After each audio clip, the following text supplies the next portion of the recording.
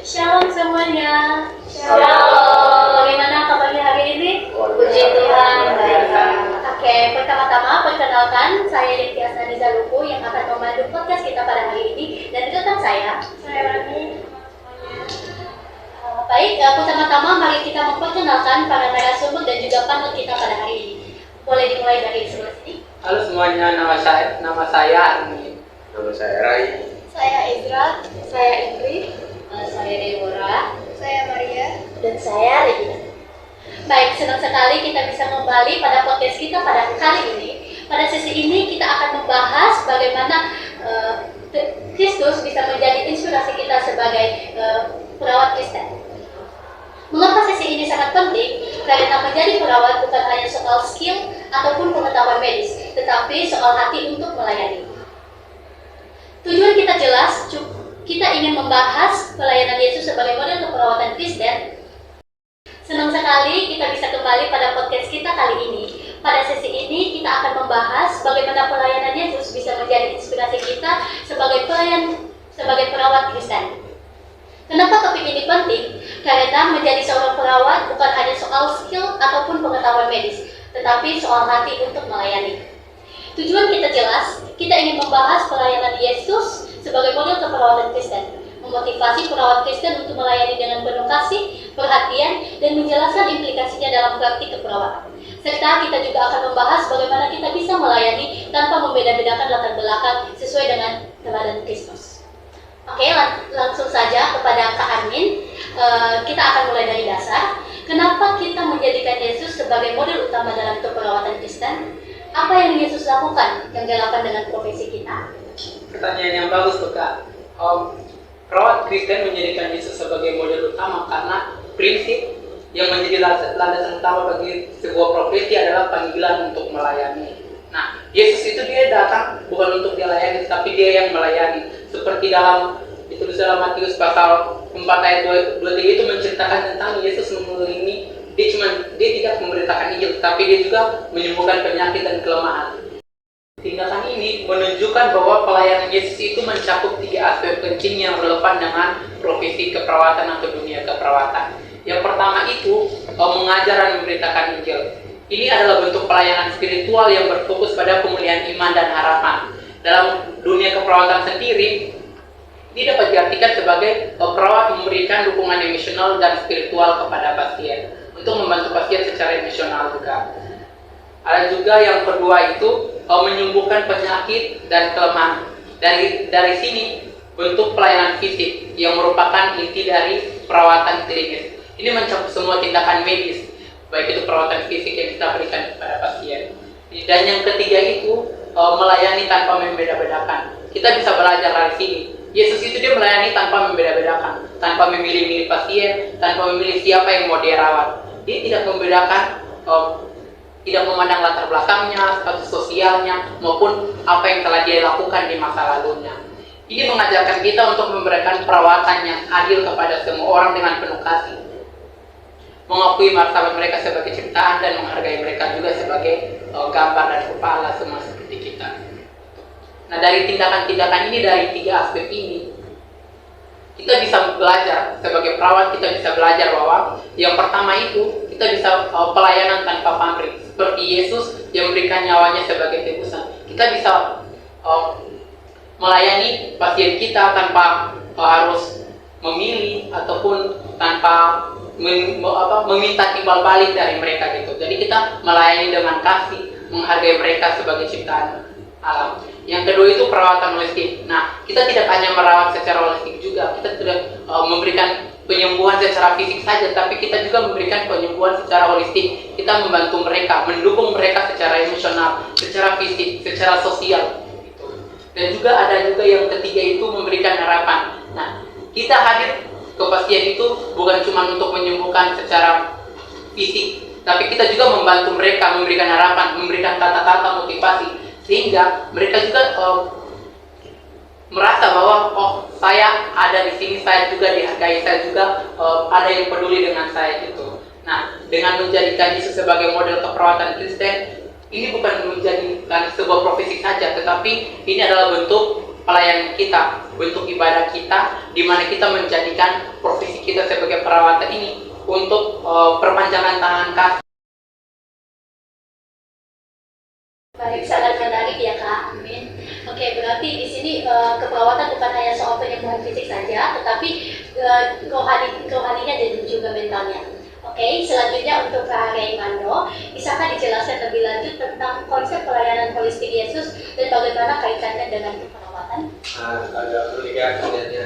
Saya sudah disinggung sedikit oleh saudara Armin, di mana holistik itu merupakan pemberian aspek keperawatan yang bukan bermaksud bukan hanya memberikan obat dan merawat luka, tapi juga memberikan dukungan emosional, spiritual dan berbau rohani ya teman-teman. Nah, dan dari dulu pasien ini merupakan individu yang utuh, di mana dia tuh terdiri dari beberapa aspek fisik, spiritual tadi, dan emosional.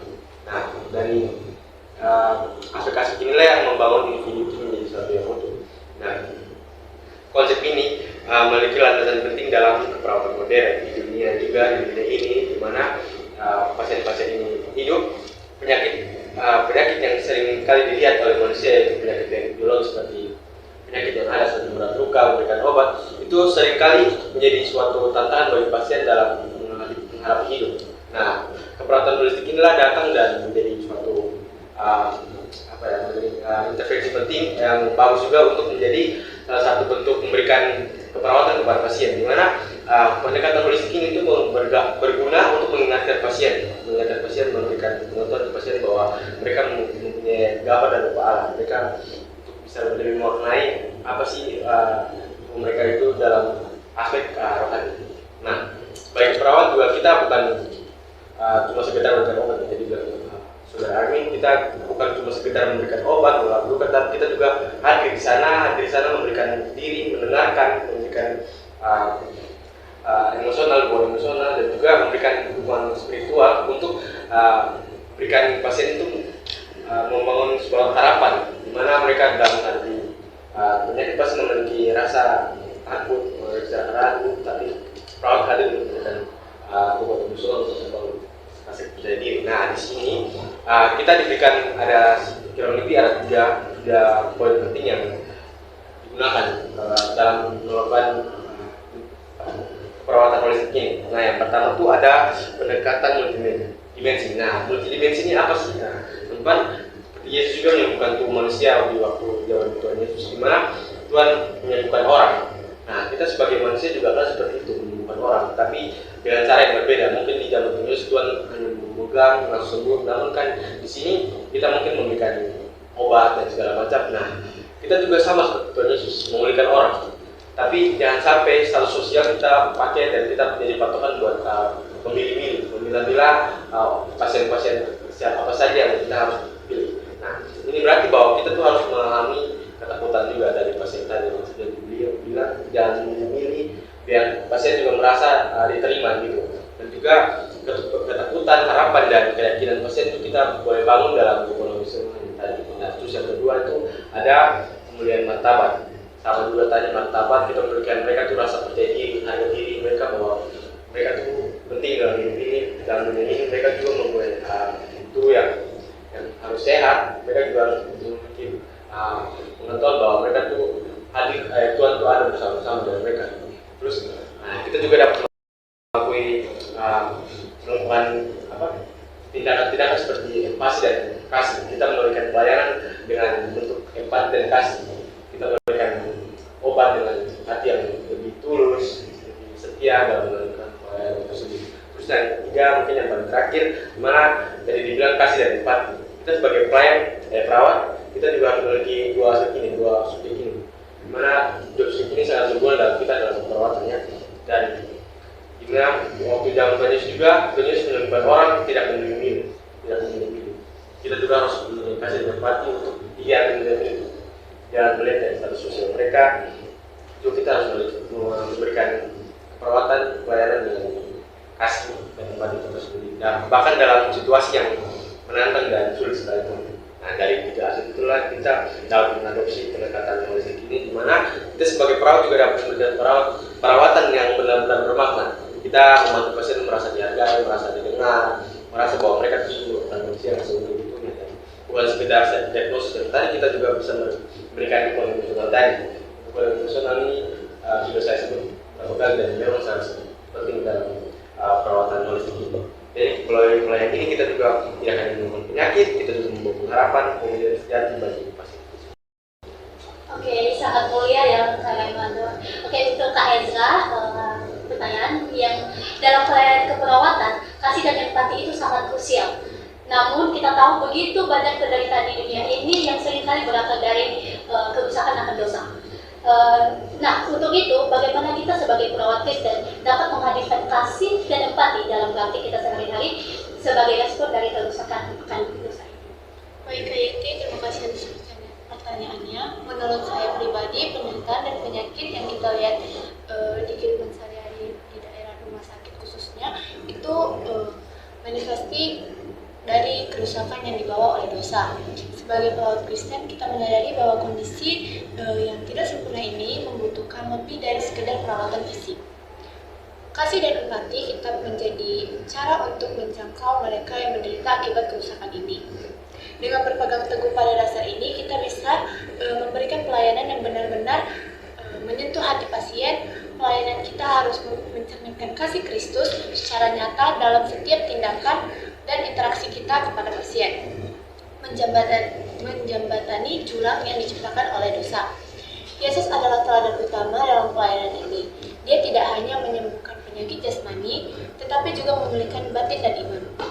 Kita sebagai perawat harus melayani dengan menghadirkan kasih dan empati, tidak sekedar merawat secara fisik, tetapi juga memberikan dukungan emosional kepada pasien. Hal ini sejalan dalam pelayanan Yesus yang selalu penuh kasih dan perhatian, membuat pasien merasa dihargai sebagai manusia seutuhnya, bukan hanya sekedar objek penyembuhan atau perawatan. Dengan meneladaninya, kita dapat menjadi alat Tuhan untuk membantu pemulihan yang sejati baik bagi tubuh maupun jiwa. Oke, terima kasih Kak Ezra. Untuk selanjutnya Kak Indriani dan juga Kak Deborah. Jika keperawatan adalah panggilan mulia, apa saja implikasinya dalam praktik sehari-hari? Bagaimana kita bisa mengaplikasikan prinsip-prinsip ini dalam kehidupan sehari-hari sebagai seorang perawat? Dari saya sendiri, profesi perawat itu bukan hanya sekedar pekerjaan saja, tapi sebuah panggilan dari Tuhan. Jadi ketika kita melakukan tindakan-tindakan untuk menyembuhkan, dengan tujuan menyembuhkan pasien di rumah sakit, kita harus melakukannya dengan mencerminkan kasih Kristus. Jadi tindakan yang kita lakukan kepada pasien itu jadi bermakna untuk mereka. Kemudian pelayanan yang kita lakukan itu bagian dari karya penebusan dalam Kristus, di mana kita menjadi alatnya untuk memulihkan martabat manusia yang rusak karena dosa. Nah, dengan memberikan perawatan yang penuh kasih, kita menunjukkan kepada pasien bahwa mereka berharga di mata Tuhan, terlepas dari kondisi fisik mereka, dari penyakit mereka. Jadi di sini kita akan membawa pengharapan dan pemulihan, bukan hanya bagi tubuh mereka seperti yang dikatakan Kak Raimando tadi, tapi juga bagi jiwa, bagi mental mereka, dan meneladani kasih Kristus yang telah menebus kita. Kemudian kita memandang keperawatan sebagai panggilan suci yang membawa implikasi besar dalam praktik kita sehari-hari. Ada 3 poin utama yang harus kita perhatikan. Yang pertama itu, ini akan mengubah cara pandang kita memandang pasien. Kita akan memandang mereka bukan lagi hanya sekedar diagnosa medis, atau mereka datang ke sini karena mereka sakit, atau karena kita memandang mereka karena kasus medis. Tapi kita memandang mereka sebagai individu yang berharga, yang layak mendapatkan perawatan penuh kasih dan rasa hormat. Poin yang kedua itu, ini akan mengubah motivasi kita. Ketika kita melihat pekerjaan kita lagi, kita tidak hanya melihat sebagai saya melakukan ini karena gaji, tapi melainkan untuk melayani. Karena Tuhan datang untuk melayani, bukan untuk dilayani. Itu akan membawa motivasi kepada kita untuk memberikan semangat kepada kita untuk melayani, memberikan kekuatan saat kita menghadapi kelelahan fisik dan mental, tantangan serta tekanan dalam pekerjaan. Dan poin yang terakhir itu, ini akan mendorong kita untuk selalu belajar dan berkembang. Karena kita melayani dengan hati, kita ingin memberikan yang terbaik, yang berarti kita harus terus mengasah pengetahuan dan keterampilan kita. Terima kasih Kak Indriani. Untuk Kak Deborah, ada yang Dari jawaban itu tadi udah benar ya Kak. kita juga perlu mengaplikasikan prinsip-prinsip apa aja yang sudah dijelaskan oleh Kak Ingrid tadi. Kita juga bisa memulainya dengan hal-hal yang sederhana. Kita juga sebagai perawat penting untuk memiliki rasa empati. Kita juga sebagai perawat harus mendengarkan pasien dengan seksama, mencoba untuk memahami kekhawatiran mereka dan ketakutan mereka. Kita juga dalam melakukan tindakan, kita harus menjaga integritas diri dan profesionalisme kita, sekecil apapun itu tindakan yang kita lakukan. Dan juga jangan lupa untuk menguatkan pasien dengan kata-kata yang menenangkan, bahkan dengan senyum kita yang tulus. Karena senyum itu sangat sederhana dan itu bisa membantu menguatkan pasien. Bahkan semua bentuk nyata itu yang kita lakukan dapat menopang dan memulihkan mereka. Dengan begitu, pekerjaan yang kita lakukan tidak akan merasa sia-sia, melainkan sebuah bentuk persembahan yang nyata dan bermakna. Perawat memiliki peran penting dalam memberikan dukungan spiritual dan emosional. Kita dipanggil untuk menghadirkan suasana yang hangat dan penuh harapan bagi pasien. Ini juga berhubungan dengan implikasi etis dalam keperawatan. Sebagai perawat Kristen, etika kita tidak hanya berdasarkan kode profesional, tetapi juga pada moralitas Kristiani. Setiap tindakan harus didasari pada penghormatan terhadap manusia, kejujuran, dan keadilan. Kita harus menjaga integritas kita, memberikan pelayanan terbaik dengan hati yang tulus dan tidak membeda-bedakan pasien. Kita menjadi saluran penghiburan Allah bagi orang lain. Di dalam 2 Korintus 1 ayat 4 memberikan kita pedoman yang menghibur kami dalam segala penderitaan kami, sehingga kami sanggup menghibur mereka yang berada dalam bermacam-macam penderitaan dengan penghiburan yang kami terima sendiri dari Allah. Jadi pengalaman kita dihibur oleh Allah bisa kita gunakan untuk dapat menghibur orang lain. Mungkin itu aja sih, Kak. Oke, sangat menginspirasi dan membuka wawasan kita ya, Kak.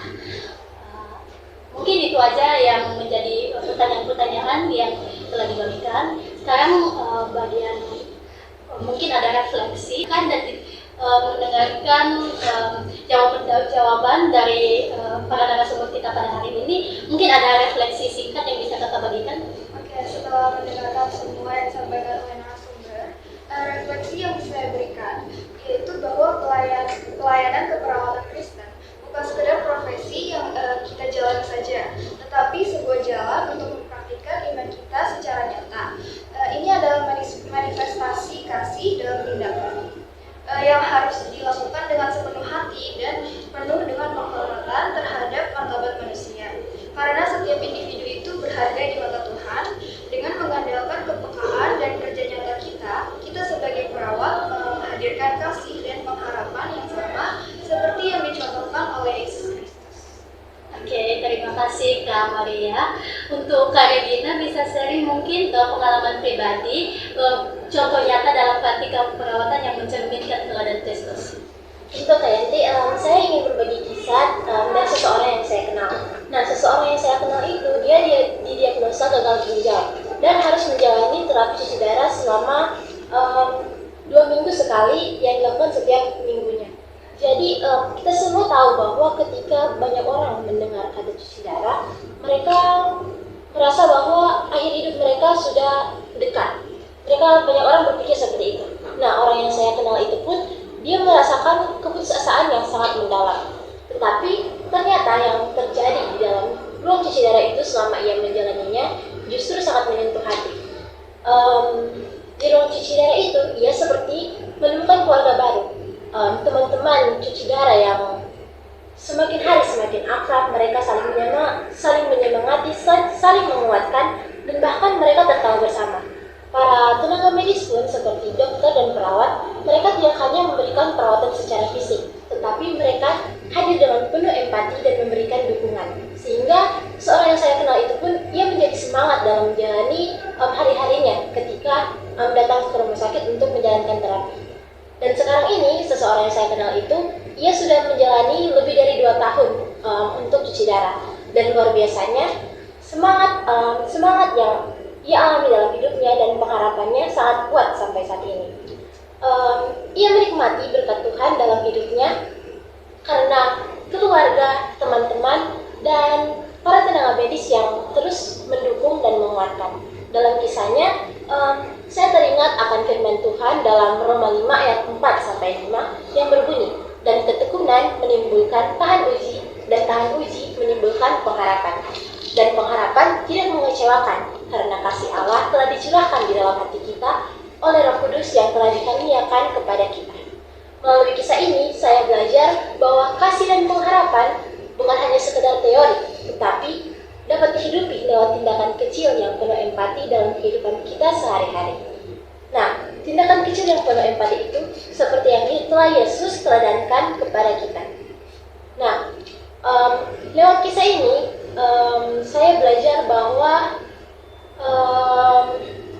dalam keperawatan, tindakan yang sejati yang kita berikan itu bukan hanya menyentuh tubuh, tapi menyentuh jiwa. Ketika kita hadir dengan penuh kasih, ketika kita hadir dengan hati, kita telah memberikan pengharapan kepada mereka yang sedang berjuang. Wah, luar biasa sekali ya diskusi kita hari ini. Sebelumnya saya mau ucapkan terima kasih kepada narasumber kita, ada Kak Armin, Kak Ray, Kak Esra, Kak Idri, Kak Deborah, Kak Maria, sama Kak Regina ya. Terima kasih untuk refleksi dan cerita nyata yang sudah diberikan kepada kami, itu sangat menginspirasi sebagai kami, dan semoga dapat membantu kita untuk menjalani hidup kita ke depannya. Oke, kita sudah membahas tentang mengapa Yesus adalah teladan utama dalam keperawatan Kristen kan. Seperti tadi yang Karvin bilang, Tuhan itu datang untuk melayani, bukan untuk dilayani. Seperti juga yang Karvin bilang bahwa pelayanan Tuhan yang holistik itu tidak hanya menyembuhkan fisik, tetapi juga roh dan jiwa. Itu adalah sebuah pendekatan yang sangat relevan dalam dunia keperawatan yang modern saat ini ya. Oke, diskusi kita juga menggarisbawahi pentingnya kasih dan empati sebagai respon terhadap penderitaan yang disebabkan oleh dosa, serta bagaimana profesi kita sebagai perawat yang adalah bagian dari karya penebusan Kristus dan juga memiliki implikasi etis yang mendalam. Jadi perawat bukan hanya sekedar pekerjaan, tetapi adalah pekerjaan melayani yang mulia. Itu.